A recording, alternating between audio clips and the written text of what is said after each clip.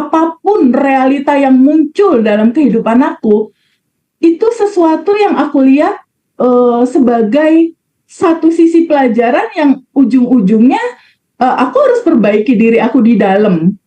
Dan ketika itu terjadi, entah itu fitnah, entah itu benar atau itu enggak situasinya, aku melihat itu sebagai sebuah keutuhan dalam kehidupan. Hukum keseimbangan. Ada dipuji, ada dicela. Ada bersama, ada pergi, gitu loh. Ada bareng-bareng, iya memang ada pisah gitu. Dua hal itu kita harus udah siap gitu. Dan harus betul-betul menyadari, oh iya, ada hukum keseimbangan. Jadi udah nggak lagi mempermasalahkan kenapa dia begini, kenapa dia begitu, kenapa kamu begitu ya kamu. Aku nggak beri energi tubuhku untuk larut ke sana. Kenapa? Karena di mana kamu memfokuskan sesuatu, disitulah energi mengalir, disitulah realita terbentuk gitu.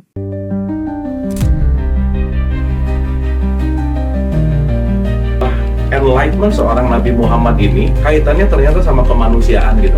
Nah, perjalanan cerita itu sampai di dunia dewasanya itu udah masuk pelajaran filsafat tuh, Ndra. Spektrum ateis itu beda, dari mulai ateis yang paling santai sampai ateis yang paling radikal juga Iya, ada.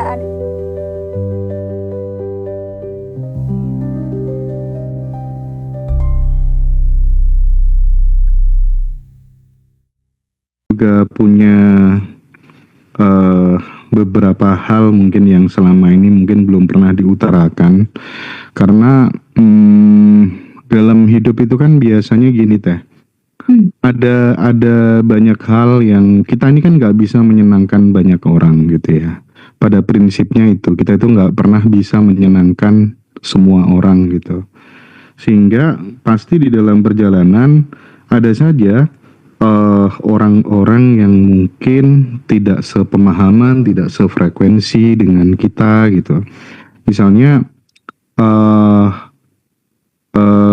dirimu misalnya punya pasangan nih, terus kemudian dari pasangan itu ada komitmen-komitmen yang kemudian diingkari nih misalnya, terus kemudian memutuskan untuk pisah, terus kemudian menjelek-jelekan dirimu gitu. Nah, hal-hal seperti itu kan mungkin saja terjadi di dalam kehidupan teman-teman semuanya. Atau misalnya kita dulu bersahabat, tapi karena ada hal yang diingkari, ada komitmen yang tidak ditepatin, terus kemudian muncullah perselisihan pendapat itu, akhirnya kemudian menjelekkanlah, menghujatlah, mencaci makilah. Nah, hal-hal seperti ini, setiap pribadi kalau kemudian tidak memiliki semacam kayak prinsip hidup yang jelas, maka dia akan gampang terbawa. Nah, kalau biasanya aku pribadi nih teh, nanti mungkin teteh bisa sharing juga pengalamannya ya.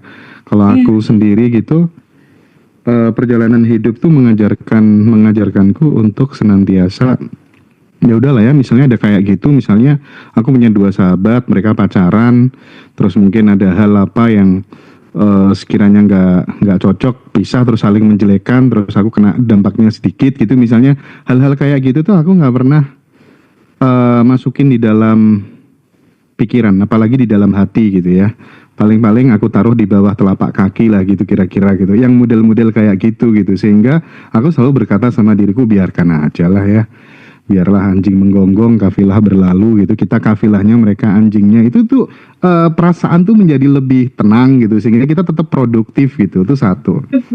Yang kedua, ketika kemudian kita dihadapkan pada situasi yang sulit misalnya teh, aku selalu membisikkan kepada diriku bahwa semuanya akan berlalu gitu. Semuanya akan berlalu gitu. Dan itu sangat membantu sih, karena aku meyakini sekali bahwa setiap masa sulit tuh selalu punya tanggal kedaluarsanya gitu, sehingga oh ya sudah lah ya, semua akan berlalu gitu, all is well gitu. Dan yang terakhir, ketika kemudian aku punya sebuah gagasan dan diragukan gitu, atau kemudian mengerjakan sesuatu tapi kemudian mendapatkan semacam kayak tantangan gitu ya, aku selalu berkata, ya udah, waktu yang akan menjawab gitu, time will tell gitu.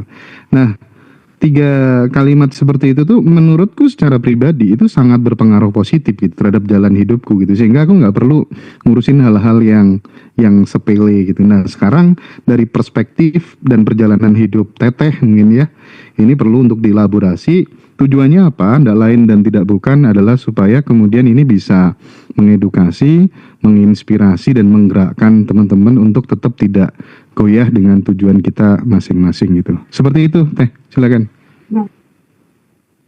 Pembukaannya keren Mas Hendra, karena apa yang tadi Mas Hendra sampaikan itu hari-hari, maksudnya bagian dari pengalaman hidup yang kayaknya hampir semua orang melewati itu deh, termasuk aku gitu. Termasuk aku juga melewati itu. Jadi kalau dari sisi aku Mas, aku betul-betul mempelajari satu judul hidup dalam melihat sisi kesadaran yang sudut pandangnya tuh belajar untuk memasuki sisi kebijaksanaan untuk memandang dunia gitu. Jadi cara pandangnya nggak hanya sekedar bagaimana perasaan aku, pikiran aku merespon itu, tapi bagaimanakah sudut pandang bijaksana melihat kehidupan ini. Nah, untuk yang pertama yang tadi Mas Hendra tanyain TVB, gimana sih TVB melewati perjalanan hidup jika misalnya ada satu situasi yang mungkin difitnah, mungkin yang tadinya bersahabat terus jadi pecah, mungkin yang tadinya kita sahabatan komitmen terus jadi ada sesuatu yang nggak komit atau jadi menjelekan satu sama lain gitu. Itu terjadi Mas, itu terjadi di realita hidupku di 2025, mungkin di bulan November, Desember 2025 itu terjadi Mas. Jadi kalau dari aku Mas, apapun yang terjadi, ya itu dia. Aku selalu pegang prinsip yang selalu aku bilang. Abaikan realita, yang penting respon. Mengabaikan realita bukan berarti mengacuhkan untuk tidak care merespon segala situasi, bukan. Tapi aku nggak mau melekat sama situasi itu. Jadi ada satu prinsip Mas dalam kehidupan aku, bahwa di dalam kehidupan ini, itu ada hukum keseimbangan, Mas. Ada hukum keseimbangan, di mana tubuh ini kan dia adalah sebuah ruang jiwa ya, Mas ya, yang harus mengalami semua spektrum rasa kan. Ada sesuatu yang nyaman, entah dia diperlakukan baik, entah dia mungkin dipuji, entah dia diperlakukan asik, tapi dalam kehidupan ini akan selalu ada hukum keseimbangan kayak gitu Mas, dimana kita berteman, awalnya teman baik, tiba-tiba teman ngejelekin misal, awalnya kita sekamar, sekasur, bareng-bareng, satu tim misalnya ya, tiba-tiba di belakang ngejelekin, terus kita kaget gitu ibaratnya, itu aku alami Mas, dan aku melihat itu sebagai sebuah sudut pandang dari sisi aku yang aku harus selalu belajar untuk bijaksana dalam melihat realita kehidupan ini, melihat kehidupan ini dalam sudut pandang dunia, cara pandang tuh yang benar gitu. Dalam pemahaman ya itu tadi, ada hukum keseimbangan. Ketika momen tertentu mungkin aku dipuji sama anak aku, dipuji sama keluarga aku, di sisi lain ada keseimbangannya. Ada yang ngejelekin, ada yang memfitnah, ada yang komit, ada yang nggak komit. Jadi aku melihat dua realita itu biasa aja. Maksudnya ya nggak apa-apa, emang udah hukum keseimbangannya kok kayak gitu. Jadi nggak terlalu aku pikirin. Walaupun kaget pertama iya, kenapa ya begini misal. Tapi aku lebih gini Mas, ketika ada situasi nggak nyaman terjadi, aku lebih aku introspeksi dulu gitu. Kenapa ya dia jelekin aku, atau kenapa ya seseorang komplain misalnya sama aku. Step pertama yang aku lakukan, aku introspeksi dulu. Tunggu, aku ada salah apa ya? Ada sisi apa yang harus aku perbaiki? Kalau aku dapat clue, hikmah atau pelajaran dari situ, ya aku perbaiki dari sisi aku gitu. Tapi kalau dari sisi materi Bandan Revolution, pelajaran, apa yang terjadi kan sebenarnya pantulan aku juga. Jadi biasanya pertama aku introspeksi dulu, kedua kalau benar-benar itu rasanya sakit dan gak nyaman, aku rilis. Aku duduk sama rasa itu, aku sadari, aku duduk merasakan rasa, aku terima, aku rasakan penuh, lalu aku alirkan, aku lepaskan, nggak aku melekat sama itu. Jadi ketika misalnya ada orang dekat, teman dekat, tim dekat, atau yang sifatnya itu di luar dugaan aku gitu ya, entah dia memutuskan hubungan, entah itu nggak komit, entah itu ngomongin, entah itu apa, dan itu terjadi dalam realita hidup aku gitu. Di 2025 kemarin-kemarin tuh terjadi, Mas. Dan yang aku lakukan ketika situasi itu terjadi, pertama, aku diem dulu untuk introspeksi. Kenapa kayak gini? Aku ada salah apa ya? Ada salah kata kah? Ada salah komit kah? Ada salah apa? Temuin dulu titik itu aku ketemu, aku perbaiki dulu. Oke, berarti aku harus perbaiki. Kedua, aku introspeksi untuk ngecek. Kalau aku sakit banget, kalau aku sedih banget, artinya aku ke-trigger. Artinya ini tukang pos yang membawa pesan. Pesannya apa? Yang gue rasain apa? Gue kesel, gue kaget, gue marah, gue shock, gue kecewa misalnya. Ya udah, gue duduk dulu sama rasa kecewa itu. Jadinya buat aku, Mas, apapun realita yang muncul dalam kehidupan aku, itu sesuatu yang aku lihat sebagai satu sisi pelajaran yang ujung-ujungnya aku harus perbaiki diri aku di dalam. Dan ketika itu terjadi, entah itu fitnah, entah itu benar atau itu enggak situasinya, aku melihat itu sebagai sebuah keutuhan dalam kehidupan. Hukum keseimbangan. Ada dipuji, ada dicela. Ada bersama, ada pergi, gitu loh. Ada bareng-bareng, iya memang ada pisah gitu. Sama kayak aku sama suami aku, ada bareng-bareng kita menikah, juga ada selesainya. Entah selesainya bercerai, entah selesainya kayak aku sama suamiku, dipisahkan oleh takdir kematian gitu. Dua hal itu kita harus udah siap gitu. Dan harus betul-betul menyadari, oh iya, ada hukum keseimbangan.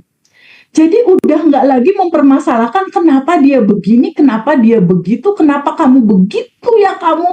Aku nggak beri energi tubuhku untuk larut ke sana. Kenapa? Karena di mana kamu memfokuskan sesuatu, disitulah energi mengalir, disitulah realita terbentuk gitu. Aku sadar banget itu. Tapi ya itu tadi aku bilang, aku tetap harus ngambil pelajaran dari situ. Kenapa dia kayak gitu? Oh berarti mungkin aku harus ada yang aku perbaiki. Entah akunya nggak komit, entah akunya belum melangsungkan sesuatu sehingga ada respon-respon yang nggak nyaman. Itunya aku harus ketemu dulu untuk aku perbaiki. Nggak bisa langsung udah aku abaikan aja. Enggak kalau aku. Aku tetap oke, aku harus perbaiki. Pertama, kedua, oh gue berarti harus rilis. Sisi lebih luas lainnya. Ini hukum keseimbangan. Kita nggak akan terlepas dari itu. Dan itu aku nyaman banget tuh, Mas, dengan pola cara berpikir seperti itu. Dan betul yang Mas Hendra bilang, segalanya itu ada waktu expired-nya. Nggak selamanya terjadi kayak gini. Tapi si expired itu, Mas, ya, selesainya permasalahan itu tergantung, Mas. Kalau kita bisa introspeksi sisi apa yang perlu kita perbaiki, dia akan lebih cepat selesai. Tapi kalau misalnya kita masih kenapa ya dia begini, kenapa dia begitu, malah loopingan yang selesai, Mas. Dan akan berlarut-larut, berputar terus dalam rasa itu. Jadi kalau dari sisi aku kurang lebih kayak gitu. Dan untuk masalah apa yang aku lakukan, pembuktian dan lain-lain, aku lebih banyak melepaskan, Mas. Kayak misalnya aku sama kamu, Mas, ada kelas bersama nih, Bandan Revolution. Hasilnya, prosesnya, dan lain-lain, itu nggak sama sekali aku pikirin, Mas. Aku bener-bener ngosongin gitu, lepasin aja, just do the best yang bisa aku lakukan aja. Aku nambah pembelajaran, bacaan, tambah lihat lagi materi seperti yang udah kita lakukan gitu, kita perbaiki, tapi hasil keinginan aku, harapan dan lain-lain itu udah lepasin, udah nggak ada ekspektasi deh, udah lepas aja, just do my best aja. Gue lakukan yang terbaik dari sisi gue, hasilnya lepasin. Kayak gitu deh, Mas, kurang lebih prinsipnya. Jadi lebih ringan sih ngejalanin hidup ini. Iya, jadi memang setiap individu harus menemukan metode yang paling pas dan paling nyaman ya untuk seperti yang dilakukan sama Teteh tadi, sehingga apapun yang muncul di perasaan, apapun yang muncul sensasi-sensasi yang nggak enak itu bagaimana kemudian kita bisa merilis dan melepaskannya, dan yang terpenting itu tidak mengganggu perjalanan kehidupan kita gitu ya. Nah, terus ini di Ngaji Roso itu kan banyak sekali teh guru-guru spiritual yang sudah didatangi gitu. Dan tidak sedikit juga yang teman-teman subscriber yang benar-benar dekat tuh kadang lucu, mereka curhat kan. Oh, iya ya Mas ya, kok apa tuh namanya, ada yang aku kok jarang ya menemukan sosok guru spiritual seperti Pak ini yang benar-benar tulus. Terus kemudian setelah kenal dekat nih sama Pak ini, komentarnya, ternyata selama ini kita tuh mengagung-agungkan guru spiritual tuh karena kurang deket aja mengenalnya gitu. Posisi kita terlalu jauh gitu. Ketika kemudian kita sudah deket, terus mengenal sisi manusianya, akhirnya loh, sama-sama aja ya, ternyata orang tuh nggak perlu kita harus bertaklid, harus memuji-muji gitu. Jangan-jangan kita terlalu memuji orang, guru spiritual atau apapun itu karena kita belum kenal dia terlalu dekat gitu. Nah, mungkin TVB perlu memberikan brainstorming barangkali ya, bahwa guru spiritual itu juga manusia loh. Apalagi kemudian zaman sekarang ya, media sosial di mana-mana gitu, label guru spiritual, label coach itu bisa disematkan kapanpun gitu, oleh siapapun dengan kepentingan bagaimanapun gitu. Nah, bagaimana kemudian Teteh mengedukasi teman-teman supaya kemudian saya teringat dengan satu kalimat yang menarik dari sosok MH Ainun Najib, mengatakan bahwa di satu titik dia mengatakan, aku sudah tidak percaya dengan manusia jenis dan model apapun yang mengajarkan tentang keabadian dan kesejatian gitu. Kalimat itu cukup menamparku gitu, bahwa ternyata memang tidak selama-lamanya kita perlu menghabiskan waktu untuk kemudian mencari-cari guru spiritual eksternal gitu. Ada satu kalanya kita benar-benar harus berhenti dan berguru kepada diri kita sendiri gitu. Itu bagaimana TVB memberikan penjelasan tentang hal ini supaya kemudian tidak banyak waktu, tenaga, pikiran, bahkan finansial yang dihabiskan teman-teman semuanya hanya untuk menemukan guru spiritual di luar diri kita gitu. Gimana Teh? Setuju sama MH Ainun Najib itu, Mas Hendra. Sangat setuju sekali. Guru sejati yang paling sejati sebetulnya itu adalah diri kamu sendiri sebetulnya. Aku pribadi di titik aku yang sekarang, aku nggak ngelihat ada guru lain selain kesejatian diri sebetulnya. Jadi kalaupun aku bercerita, aku pernah belajar ke guru filsafat, pernah belajar sama Geshe Michael, pernah belajar ke sini. Jadi kan sebetulnya aliran kesadaran ini bisa lahir lewat tubuh mana aja, Mas. Bahkan bisa lahir dari seorang teman, bahkan bisa masuk di seorang sahabat atau anak kita sekalipun gitu, misalnya. Pembelajaran itu sebetulnya ketika kita bilang guru, dari pemahaman aku ya, sejujurnya nggak ada sosok manusia di situ, Mas. Buat aku yang paling sejati ya aliran pengetahuan ini yang kebetulan lewat siapa gitu. Karena tubuh manusia tetap aja tubuh manusia, sama kayak kita. Sama aja. Dia punya sisi manusianya, punya plusnya, punya minusnya, dan itu udah hukum kesempurnaan gitu. Di dalam hukum kesempurnaan dan di dalam hukum keutuhan itu ada, dia pernah melakukan benar, dia pernah melakukan salah, ya itu udah sempurna gitu buat aku. Kesempurnaan itu dalam sudut pandang sisi aku, itu adalah cerita di mana dia pernah benar, dia pernah salah, ya itu sempurna gitu. Dan betul MH Ainun Najib bilang gitu, mau kita ngejar kemanapun, ke guru manapun, guru itu bukan wujud fisik sebetulnya. Guru itu sebetulnya ya daleman kamu sendiri, sang keberadaan itu sendiri. cerita tentang kesadaran itu sendiri, ruang kesadaran itu sendiri. Guru itu sebetulnya yang selalu berkata-kata di dalam hati kamu tanpa henti gitu. Jadi memang betul, sebetulnya kalau mau jujur ya, kalau teman-teman udah berjalan begitu banyak ruang tempat belajar, memang ada waktunya untuk hening dulu, masuk ke dalam gitu. Karena guru sejati adanya di dalam kamu sadar gitu. Di dalam kamu sadar menyadari nafas kamu sendiri. Ruang nafas kamu. Karena sebetulnya dari semua itu yang kamu cari selama ini, sebetulnya kan kesejatian diri kamu sendiri. Iya. Ketika kamu mengenal dirimu, kamu mengenal Tuhanmu. Jadi kenal dulu diri, masuk ke dalam gitu sebetulnya. Jadi kita itu kadang yang kurang atau yang tidak ngasih atensi berlebih itu ketika untuk menyediakan waktu untuk sering-sering jeda, sering-sering hening gitu ya. Itu mungkin yang perlu jadi evaluasi buat kita semuanya gitu. Betul. Makin banyak jeda, makin banyak diam, makin bagus, makin stabil gitulah ya kira-kira ya. Oke. Betul, Mas Hendra. Karena final akhirnya yang mau dicari, Mas, dari begitu banyak kita misal nyari-nyari guru keluar, final hasil resultnya apa sih yang mau dicari sama kita semua? Kan rasa bebas, Mas, dari lapisan endapan emosi. Yang dicari itu simple, tujuan semua orang nih, cari kanan, cari kiri, guru ini, guru itu, tujuannya itu kebebasan, ketenangan, kedamaian, kebahagiaan, itu intinya. Dan itu nggak didapat dari kita mengeluh-elukan seseorang, enggak. Didapatnya dari ketika kita menyadari diri kita dan kita ketemu Tuhan kita ketemu hening, kita ketemu sadar, kita ketemu tenang, diem, dan kita ketemu frekuensi diri kita sendiri. Di titik kamu diam, tenang, kamu selaras, pelan-pelan ya, kebebasan rasa itu muncul, ketenangan muncul, kebahagiaan muncul. Baru efek berikutnya finansial membaik, relationship membaik, hal-hal membaik.